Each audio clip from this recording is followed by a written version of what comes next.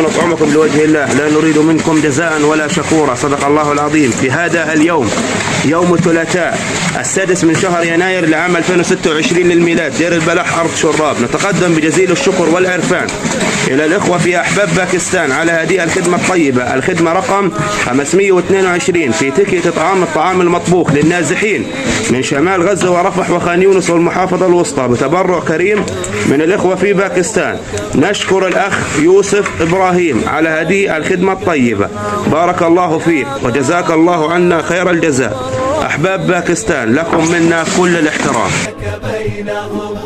نطعمكم لوجه الله لا نريد منكم جزاء ولا شكورا. صدق الله العظيم. في هذا اليوم يوم الثلاثاء 6 من شهر يناير لعام 2026 للميلاد، دير البلح أرض شراب، نتقدم بجزيل الشكر والعرفان إلى الإخوة في أحباب باكستان على هذه الخدمة الطيبة، الخدمة رقم 522 في تكية الطعام المطبوخ للنازحين من شمال غزة ورفح وخان يونس والمحافظة الوسطى بتبرع كريم من الإخوة في باكستان. نشكر الأخ يوسف إبراهيم على هذه الخدمة الطيبة، بارك الله فيك وجزاك الله عنا خير الجزاء. أحباب باكستان لكم منا كل الاحترام.